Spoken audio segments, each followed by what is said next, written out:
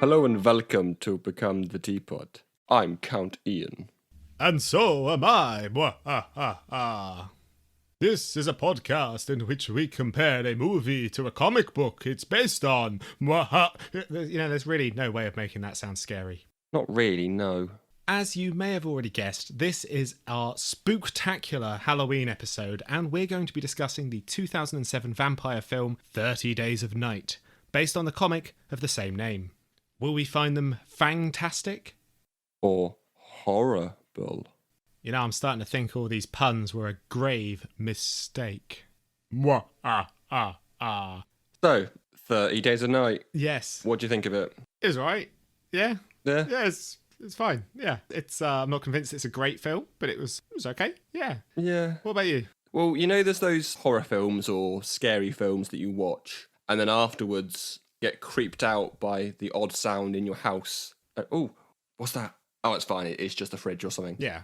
This one Wasn't one of them. was not one of those films. The best scene in the film, I think, is when there's a guy, I don't know his name, let's call him Tim. There we go, that'll do. Yeah. He is in his big chainsaw truck and he's just chainsawing zombies? No, vampires. No, his name's down. Bo, wasn't it? I think. Bo. And there you go. Him. He was, it was a trencher. Yeah. So it's a truck designed to digging trenches, I think. And it had a big chainsaw and a big thing on the back. But yes, no, that was very cool. He has his moments. That was great. Tell you what annoyed me about that scene. And then... Oh, you carry on. Go on. No, you go no. I think then he drives into a pub, explodes the pub, Yep. and he doesn't kill that many vampires. Yeah. I mean, it's a good idea. He kills a few on the way through, doesn't he, I think? Yeah. Well, I mean, the actual explosion of it kills like maybe one. I mean, that explosion doesn't even kill him. Oh, yeah. That's how bad that explosion was. He was stood on top of the box of dynamite or whatever it was, and it didn't kill him. He ends up outside the building and they crush his head, which I felt was just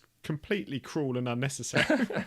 There were quite a few moments in this film that I just laughed. There was a bit, I think his name was John. I'm going to call him John anyway. Sure. John, the vampire, let's just say, he's attacking Josh and he gets caught on the swings. Oh, yeah. That was hilarious. That was like a scene out of like Shaun of the Dead. It was just, why? I thought it was quite funny. He's sort of like all tangled up in them and then he's like hanging there. And it's like, that's a newly turned vampire did that. So that could have been what Josh Hartnett ended up like at the end of the film. He injects himself with vampire blood, goes to leave and just gets caught in some swings. Oh, no.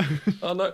My plans backfired. Quick, someone kill me. Put me out of my misery. Just ridiculous. Yeah, it is. I mean, there's a lot, I think, to enjoy about the film in a sort of fun throwaway nature. But yeah, it is a bit silly.